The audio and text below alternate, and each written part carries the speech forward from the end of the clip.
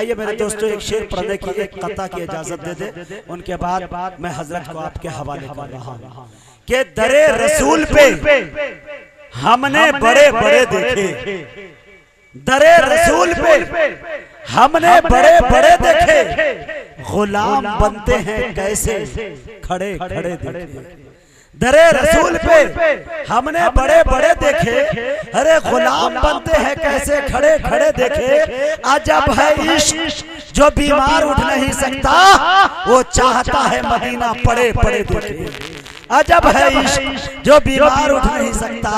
وہ چاہتا ہے مدینہ پڑے پڑے دیکھے۔ میں نہایت ہی ادب و احترام کے ساتھ جناب حضرت مولانا ابرار الحق صاحب قاسمی کھگڑیا سے گزارش کر رہا ہوں، اب جناب ابرار ہے، مائک ہے، رات ہے، فیصلہ آپ کے ہاتھ ہے۔ السلام علیکم ورحمۃ اللہ وبرکاتہ۔ بسم اللہ الرحمن الرحیم وبہ نستعین، اما بعد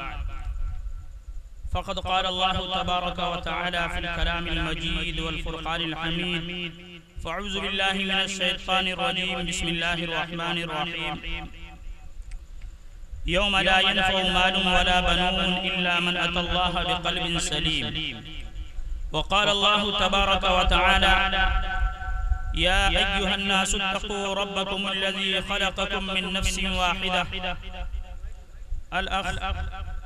قال النبي صلى الله عليه وسلم من لا يهتم بأمر المسلمين فليس منهم أو كما قال عليه الصلاة والسلام إن أعظم النكاح بركة أيسره موؤونة، صدق الله العظيم۔ میرے محترم بزرگوں اور دوستو، اسٹیج پہ بیٹھے ہوئے علماء کرام و شعراء عظام اور گورکھوا کے سرزمین کے غیور نوجوانوں، بزرگوں اور ہماری پردہ نشین ماں اور بہنوں، شعراء کرام کا ناز سن سن کے ایک کان میرا بالکل سن ہو چکا ہے، اور الحمدللہ جس طریقے سے مفتی صاحب نے آپ کو بتایا کہ یہاں کے لوگ نعت سننے میں کافی دلچسپی لیتے، بات صحیح ہے، اگر رات بھر نعت سنائی جائے تو یہ لوگ جو ہے یہاں سے ہلیں گے نہیں، اور کچھ محبت ہے ہم لوگوں سے بھی کہ لوگ یہاں سے اٹھنا نہیں چاہتے۔ باتیں بہت ساری ہو چکی ہیں، رات کا دو حصہ گزر چکا ہے، بالکل آخری حصے پہ ہیں، تمام لوگ تھکے ہوئے بھی ہیں، کچھ لوگ جا بھی چکے ہیں اور کچھ لوگ نیند کی آغوش میں اپنی چارپائی پہ اور اپنی چیئر پہ آرام فرما رہے ہیں۔ چلیے میں مختصر سی بات کرتے ہوئے اپنے اشعار سے شروع کروں کہ فلک چاند سورج ستارے نہ ہوتے، زمین پر نبی گر ہمارے نہ ہوتے رسول خدا جو جہاں میں، خدا کی قسم یہ نظارے نہ ہوتے۔ رہ کے فاقوں میں غریبوں کو کھلانے والے کتنے افضل ہیں محمد کے گھرانے والے، میرے نبی تو گئے ہیں ساتوں فلک سے آگے، اتنا اتراتے ہو کیوں اے چاند پہ جانے والے۔ کسی نے آگے چل کے کہا کہ نفرت کی بات ہے نہ عداوت کی بات ہے، میری زبان پہ تو صرف اور صرف محبت کی بات ہے۔ اس دور انتشار میں آپس کی دشمنی سوچو جو غور سے تو قیامت کی بات ہے، دیوار نفرتوں کی گراؤ تو بات ہے، انسان کا شعور جگاؤ تو بات ہے، ظلمت میں زندگی کے محبت کے نام پر قندیل دوستی کی جلاؤ تو بات ہے۔ دوستو یہ شادی کی تقریب اور اس سے اٹیک یہ عقیقہ کی محفل اور جو ہے ایک جلسہ سیرت النبی بھی، یعنی تین مضامین اس جگہ پہ، تو ایک مضمون کو بیان کرنا پوری رات گزر سکتی ہے لیکن مضمون پورا نہیں ہو سکتا۔ میں مختصر میں بتاؤں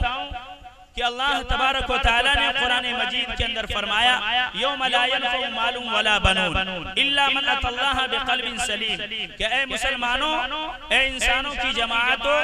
تمہیں نہ مال اور نہ اولاد کام آئیں گے، بلکہ جو تم سنوارا ہوا دل لے کر اللہ کے پاس جاؤ گے وہی دل کیا ہوگی، وہی دل کامیابی کی کے ضامن بنیں گے، یعنی قلب سلیم اگر لے کر جاؤ گے تو اللہ رب العزت اسی قلب کے بارے میں پوچھے گا. نہ مال کام آئیں گے، نہ اولاد کام آئیں گے، یا نہ نقش و نگار کام آئیں گے. یہ زیب و زینت، یہ اختیار کرنا، یہ محفلیں سجانا، یہ محفلوں کے اندر رونقیں بخشنا، یہ محفلوں کے اندر زیب و زینت کا اختیار کرنا، فضول خرچی کرنا، یہ تمام کے تمام شادی بیاہ کے اندر ڈھول تاشے کا بجانا، شادی بیاہ کے اندر فضول خرچی کا کرنا، شادی بیاہ کے اندر ڈی جے بجانا، شادی بیاہ کے اندر محفلوں کے اندر ناچ گانے کا انتظام کرنا، شادی بیاہ کے اندر ایک دوسرے سے جو ہے چٹکیاں لینا، شادی بیاہ کے اندر ایک دوسرے سے شراب نوشی کرنا، شادی بیاہ کے اندر بارات کی رسم و رواج کو عام کرنا، شادی بیاہ کے اندر میرے دوستو تمام طرح کے غلط رسم و رواج کو عام کرنا،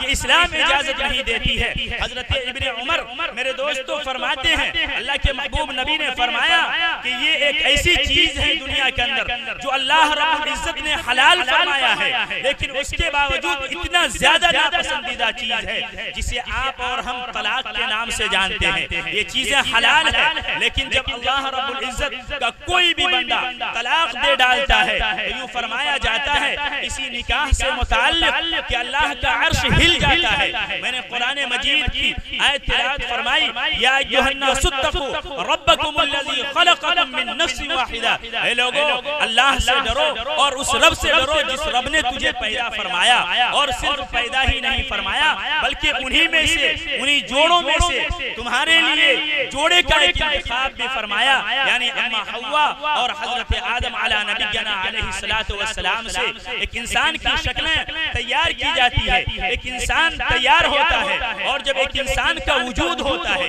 جب دنیا کے اندر وہ انسان میرے دوستو آنکھیں کھولتا ہے، جب دنیا کے اندر سب سے پہلے وہ اپنی آنکھوں کو کھولتا ہے تو کھولنے کے بعد سب سے پہلے علماء کی ضرورت ہوتی ہے. اور میرے نبی نے یہ فرمایا کہ ان کے داہنے کان میں اذان دی جاتی ہے، ان کے بائیں کان میں اقامت کہی جاتی ہے، اور اقامت کرنے کے بعد ان کی زبان کے اوپر کوئی میٹھی چیز جو ہے ڈالی جاتی ہے، ان کے تالوں میں لگایا جاتا ہے. اور یہ عقیقہ کا جو محفل ہے میرے دوستوں، ان کے متعلق یہ فرمایا کہ جب بچہ پیدا ہو 7 دن گزر جائے تو آپ ان کے لیے عقیقہ کریں. اگر 7 دن کے اندر نہ ہو سکے تو آپ 14 دن کے اندر کریں. اگر 14 دن کے اندر نہ ہو سکے تو آپ 21 دن کے اندر آپ جو ہے عقیقہ کریں. اگر اس سے بھی نہیں ہو سکتا ہے، جب بھی ہو سکے استطاعت کے ساتھ، طاقت کے ساتھ آپ جو ہے عقیقہ کا جو رسم ہے اللہ کے محبوب نبی نے جو فرمایا ہے اس رسم کو آپ کرنے کی کوشش کریں. آج آپ دیکھیے ہمارے معاشرے کے اندر عقیقہ کو لوگ جانتے نہیں، عقد کو لوگ جانتے نہیں، نکاح کو لوگ جانتے نہیں. ایک رسم و رواج بنا چکے ہیں، ایک ایسی رسم بن چکی ہے. عقیقہ تو ہو لیکن کیا ہے کہ وہاں پہ عقیقہ کی محفل کے اندر جو جانور آپ ذبح کرتے ہیں اس جانور کے بارے میں آپ کو معلوم ہونی چاہیے. اللہ کے محبوب نبی جناب محمد رسول اللہ صلی اللہ علیہ وسلم نے فرمایا ولو بشاتی، چاہے ایک ہی جانور کیوں نہ ہو، اس کے ذریعے سے اپنے دوستوں کو شادی کی تقریب میں ولیمہ کی دعوت کرو، ولیمہ پہ بلاؤ. لیکن آج ہمارے معاشرے میں کیا ہو رہا ہے، شادی سے پہلے اگر کھانا نہ کھائیں گے تو بارات نہیں جائیں گے. شادی سے پہلے اگر ہم جو ہے اس رسم و رواج کو نہیں نبھائیں گے تو ہماری شادیوں میں وہ شرکت کرنا نہیں چاہتے ہیں. مسلمانوں ذرا سوچو، اللہ کے محبوب نبی جناب محمد رسول اللہ صلی اللہ علیہ وسلم کے زمانے میں کیا صحابہ کا یہی معمول تھا؟ کیا ابو بکر کا یہی معمول تھا؟ کیا عمر کا یہی معمول تھا؟ کیا عثمان غنی کا یہی معمول تھا؟ کیا علی کے مرتضیٰ کا یہی معمول تھا؟ کیا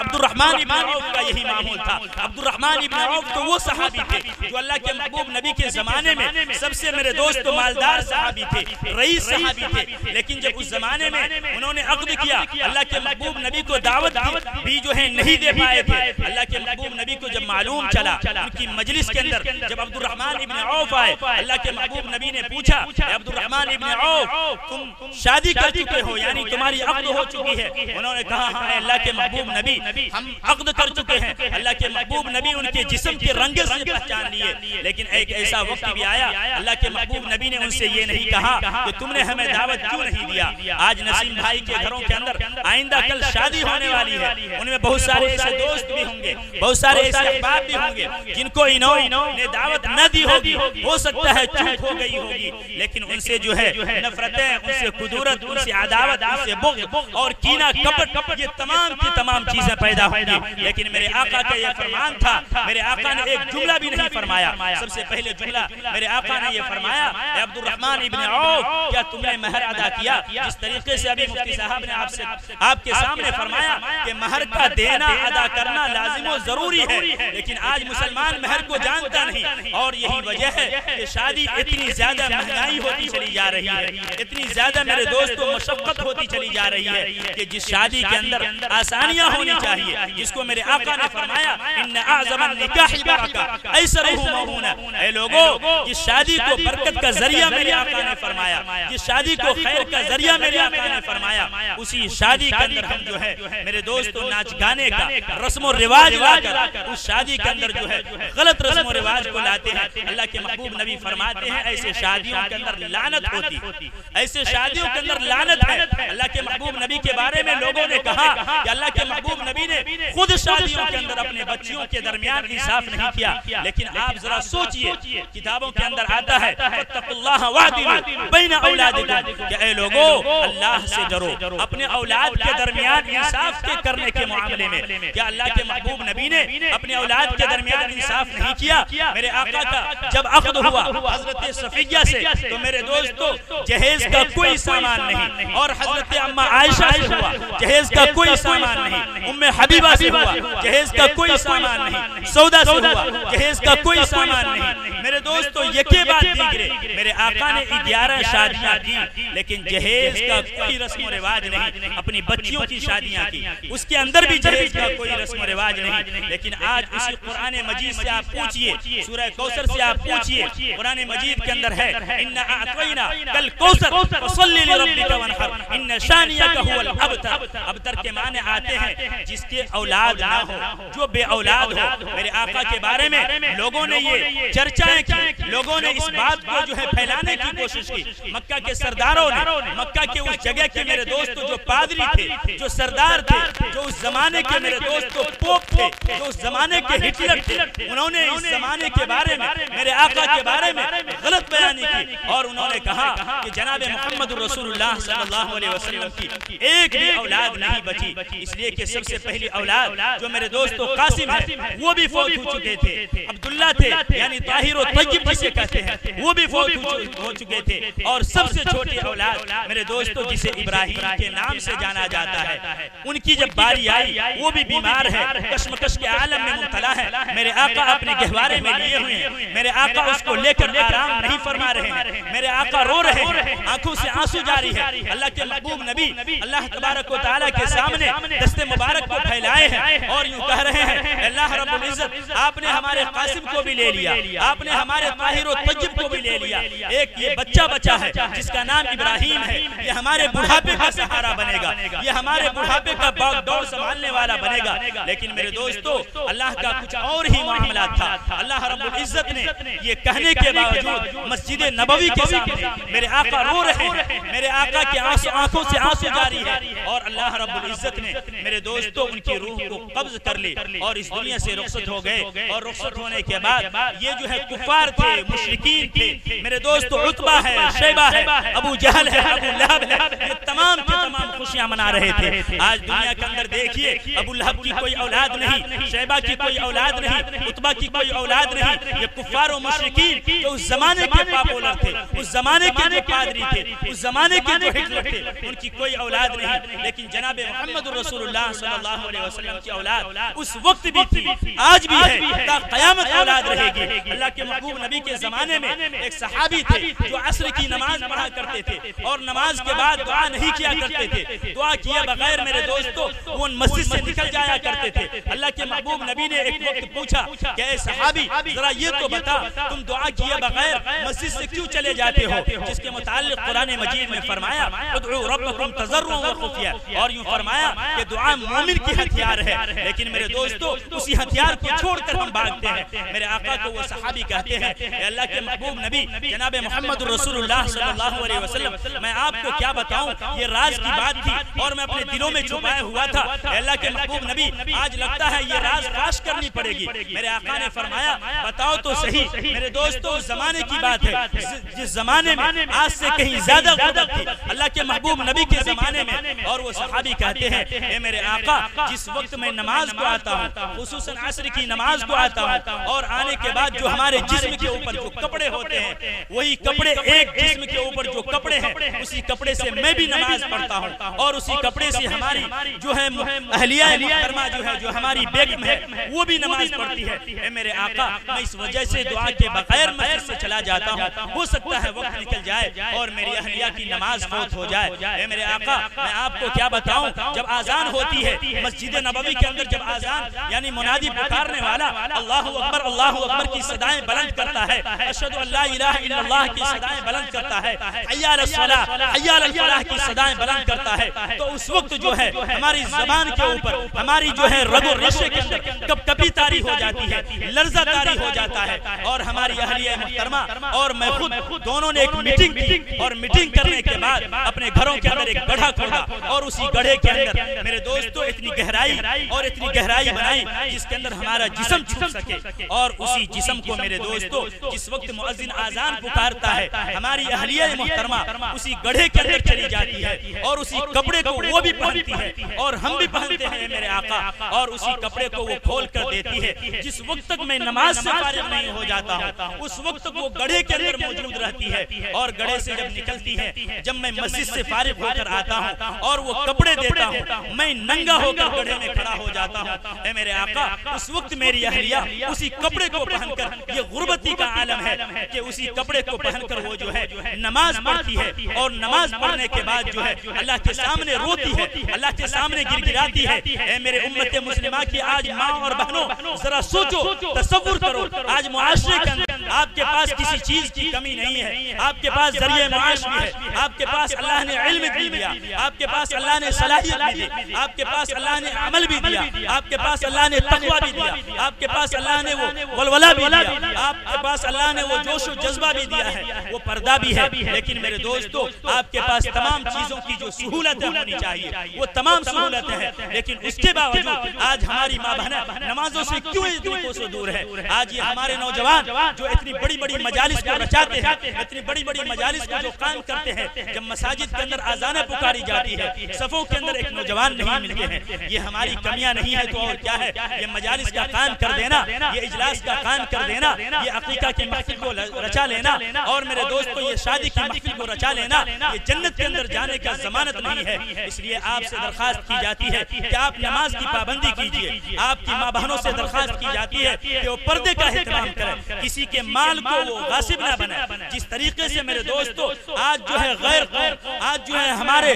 دوسرے مذاہب کے لوگ جو ہے جو کرسیوں پہ بیٹھے ہوئے ہیں، جو ہے میرے دوستو ہمارے مسلمان بھائیوں کو چاہے وہ جسم کے اوپر ہو، تہذیب کے اوپر ہو، تمدن کے اوپر ہو، لباس کے اوپر ہو، کردار کے اوپر ہو، کیریکٹر کے اوپر ہو، نبی کی جو ہے شان کے اوپر ہو، نبی کے کردار کے اوپر ہو، ہر ایک کے اوپر یہ الغارہ کر رہے ہیں۔ اسی کو تو کسی نے کہا کہ بتوں کے شہر میں جا کر خدا کا نام لکھ دینا، جہاں پہ کفر لکھا ہو وہاں اسلام لکھ دینا، بتوں کے شہر میں جا کر خدا کا نام لکھ دینا، جہاں پہ کفر لکھا ہو وہاں پہ خدا کا نام لکھ دینا۔ کوئی گر صلح کے پھولوں کو پیروں سے کچل ڈالے تو شاخ گل کی ہر پتی پہ قتل عام لکھ دینا۔ آگے چل کے کسی شاعر نے کیا خوب کہا کہ مقتل کی طرف اب جاتے ہیں، اے موت تیرے لب چوم کے ہم لے جام شہادت پیتے ہیں، ساقی کے ادا پہ جھوم کے ہم شمع یقین کے پروانے شعلوں سے محبت کرتے ہیں، اے زیست ہماری راہوں سے ہٹ ہم موت کی عزت کرتے ہیں۔ ہم وہ مسلمان ہیں جو موت کو اپنے گلے سے لگاتے ہیں،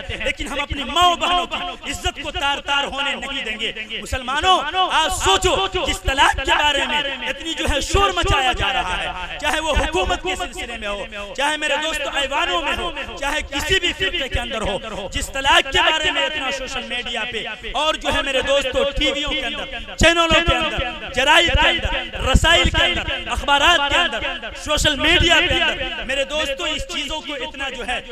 جو ہے عام کیا گیا۔ میرے دوستو دوستو ذرا آپ تصور کیجئے یہ اعداد و شمار سرکاری اعداد و شمار کے مطابق اگر مسلمانوں کی طلاق شدہ عورتوں کو دیکھا جائے تو ہمارے گاؤں ہمارے غیر قوموں کے جو نوجوان ہیں تقریباً 20 لاکھ ایسی بہنیں موجود ہیں. آپ تاریخ کو اٹھا کر دیکھیں, آپ کتابوں کا مطالعہ کریں, آپ جرائد سے تعلقات رکھیں, 20 لاکھ ایسی ہماری بہنیں ہیں جو میرے دوستو طلاق شدہ ہے, وہ ہماری غیر بہنیں ہیں. آج ہماری حکومت کو اپنی بہنوں کی فکر نہیں, اپنی بیویوں کی فکر نہیں, اپنی ماں کی فکر نہیں. آج اس کی بیوی تقریباً 20 سال سے میرے دوستو اپنی پتی کا انتظار کر رہی ہے, اپنے شوہر کا انتظار کر رہی ہے. لیکن آج جس کے گھروں کے اندر خود آگ لگا ہوا ہو, خود چراغ نہیں جل رہا ہو, وہ دوسروں کے گھروں میں چراغ جلانے کی کوشش کر رہے ہیں. اس لیے مسلمانوں آپ ہوش کی ناخن کو اور لیجئے. اس لیے مسلمانوں یہ اصل ضرورت یہ اس بات کی ہے کہ آج سوشل میڈیا کے ذریعے سے, آج پولیس والوں کے ذریعے سے, آج حکومت کے ذریعے سے کیا ہو رہا ہے, کبھی ائمہ کے ذریعے, کبھی مساجد کے اوپر یہ الغار ہے, کبھی مدارس کے اوپر یہ الغار ہے, کبھی شادی بیاہ کے اوپر, کبھی آپ کے حلال کردہ چیزوں کے اوپر بینڈ لگائی جا رہی ہے. آپ کو معلوم ہے یہی عید الاضحیٰ سے قبل کا جو جمعہ تھا میرے دوستو, اسی ہندوستان کے سرزمین پہ اندور کے اندر ایک امام صاحب نے صرف غیبت کے موضوع پہ بیان فرمایا. تو میرے دوستو مساجد کے اندر ایک ایسے شخص تھے جو امام صاحب کو ہاتھ پکڑ کے باہر کیا, اور ان کے ساتھ چھوٹے چھوٹے بچے تھے, ان کی اہلیہ ان کے ساتھ تھی, اور میرے دوستو ان کو باہر جو ہے مساجد کے باہر کھڑا کر دیا. اور بارش ہو رہی ہے, اور اس کو آپ دیکھیے سوشل میڈیا کے اوپر, آپ دیکھیے واٹس ایپ پہ, آپ دیکھیے فیس بک پہ, آپ کس دنیا میں کھوئے ہوئے ہیں. مسلمانوں آپ کے اماموں کے ساتھ اتنی بدسلوکی کی جا رہی ہے. آپ جس امام کے پیچھے 5 وقت جو ہے نماز ادا کر رہے ہیں, سب سے بڑا احکام جو ہے اللہ کی فرضیت ہے اس کو ادا کر رہے ہیں, اور اس کو اس طریقے سے آپ ذلیل و خوار کر رہے ہیں. ذرا سوچئے آپ کہاں جا رہے ہیں. یہ تو ہندوستان کی بات ہے. آپ امام حرم کے بارے میں آپ ایک ہفتے کا جو ہے خبر پڑھیے. امام حرم نے صرف یہ کہا کہ میرے دوستو یہاں کی گورنمنٹ جو ہے, یہاں کی حکومت جو ہے, عورتوں کے بارے میں یہ فرمایا کہ یہ عورت جو ہے پردے کی چیز ہے, لیکن اس پردے کو پردے کے اندر رہنے دینی چاہیے. لیکن اس امام حرم کو شیخ ابو صالح کو اس امامت سے برخاست کر دیا گیا اور ان کو گرفتار کر لیا گیا. میرے دوستو آج اماموں کے ساتھ یہ ہو رہا ہے. آج مساجد کے اندر جو امام میرے دوستو ہزاروں نہیں بلکہ جو ہے ہزاروں دن, 100 دن, 200, 300 دن خدمت انجام دے رہے ہیں, اپنی خون کی قربانی, اپنے جو ہے مال کی قربانی, اپنی جان کی قربانی, اپنے بیوی بال بچی کی قربانی. میں نے قرآن مجید کی آیت تلاوت فرمائی, یوم لا ینفع مال ولا بنون الا من اتى الله بقلب سلیم. میرے دوستو نہ مال کام آئے گا, نہ اولاد کام آئے گا, یہ نہ نقش و نگار کام آئیں گے. سب سے بڑا جو کام آئے گا وہ سنوارا ہوا جو دل لے کر جائیں گے, وہی دل کام آئے گا. اس لیے آپ تمامی حضرات سے درخواست ہے کہ رات بہت ہو چکی ہے, باتیں کبھی ختم نہیں ہو سکتی ہیں, نبی کی باتیں بہت ساری ایسی ہے. میں اپنے نوجوانوں سے یہ درخواست کروں گا کہ آنے والا وقت میں آپ نمازی بنیے, آنے والا وقت میں آپ محمدی بنیے, آنے والا وقت میں آپ اپنے بہنوں کو سروں کے اوپر جو ہے دوپٹے کو رکھنے والا بنیے. آنے والا وقت میں آپ شادی کے اندر جو غلط رسم و رواج ہے اس غلط رسم و رواج کو ختم کیجئے. جو عقیقہ کی محفل لگاتے ہیں, جو عقیقہ کی محافل سجاتے ہیں, ان تمام محفلوں کو, ان تمام محفلوں کے اندر صرف اپنے دوستوں کو نہیں, صرف اپنے احباب کو نہیں, میرے دوستو اس کے اندر مفلسوں کو بھی, اس کے اندر یتیموں کو بھی, اس کے اندر فقیروں کو بھی, اس کے اندر محتاجوں کو بھی, تمام لوگوں کو شرکت فرمائے. ایسا نہ ہو کہ آپ جانتے ہیں کہ قربانی کے اندر 3 حصے لگتے ہیں, اور عقیقہ کے جانور کے اندر بھی 3 حصے لگتے ہیں, اور ان 3 حصوں میں ایک حصہ آپ کا ہے. ہاں شادی کے اندر آپ کھلا سکتے ہیں, عقیقہ کیے تو آپ اپنے دوستوں کو کھلا سکتے ہیں, یا آپ اس جو ہے اسے جو ہے اپنے دوستوں میں تقسیم کر سکتے ہیں. کیا اس دوستوں کے اندر کوئی یتیم نہیں ہے؟ اس دوستوں میں کیا وہ مفلس نہیں ہے؟ اس دوستوں میں کیا وہ بیوہ نہیں ہے؟ اس دوستوں میں کیا میرے دوستوں وہ فقیر نہیں ہے؟ اس دوستوں کے اندر کیا وہ محتاج نہیں ہے؟ بھائی نسیم صاحب آپ ذرا تصور کیجئے, کیا آپ کے علاقے میں کوئی ایسا فقیر تھا جو آپ کی دعوت میں آیا ہے؟ کیا ایسا فقیر ہے, ایسا محتاج ہے جس کو آپ نے انوائٹ کیا ہے؟ اگر نہیں کیا ہے تو اللہ کے واسطے ان سے جو ہے آپ محبت کی نگاہ سے ملیے اور ان سے معافی مانگیے, اور کہیے آئندہ انشاءاللہ اس طریقے کی غلطی نہیں ہوگی. میں آپ کو بتاؤں یہ شادی کی محفل ہے. کسی شاعر نے کیا خوب کہا جس کے متعلق فرمایا جاتا ہے کہ چونچ گیا بھی. انہوں نے فرمایا تھا منگیر کی سرزمین پہ حضرت مولانا سید محمد ولی صاحب رحمانی میرے دوستو دامت برکاتہم اللہ تبارک و تعالی ان کی عمر کو بہت لمبی دراز فرمائے اور اس امت کے سروں کے اوپر قادر قائم اور دام عطا فرمائے. انہوں نے ایک محفل رچائی تھی بسائی تھی. ان کے اندر جو ہے یہ اشعار پڑھا گیا تھا کہ شادی میں آئے ہو لائن میں لگ جاؤ, شادی میں آئے ہو لائن میں لگ جاؤ, ٹکٹ کٹانا ہے لائن میں لگ جاؤ. ایک وہ دور آئے گا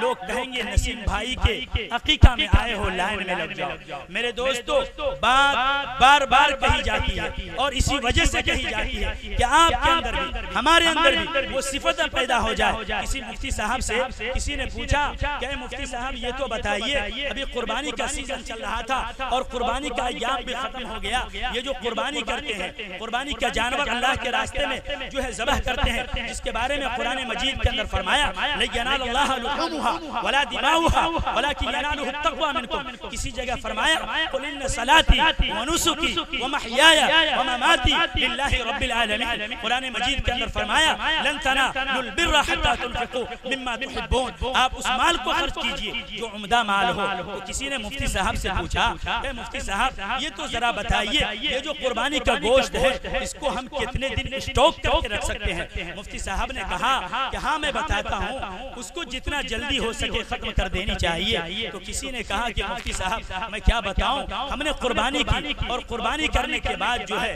یہ گوشت کو جو ہے میں اپنے فریج میں رکھ دیا. آج ہوتا ہے نا فریجر میں لوگ رکھے ہوئے مہینہ 2 مہینہ 3 مہینہ لوگ رکھے ہوئے ہیں. اور میں نے گزشتہ سال بھی الحمدللہ محرم کے مہینے میں اسی گوشت سے بریانی میں نے کھائی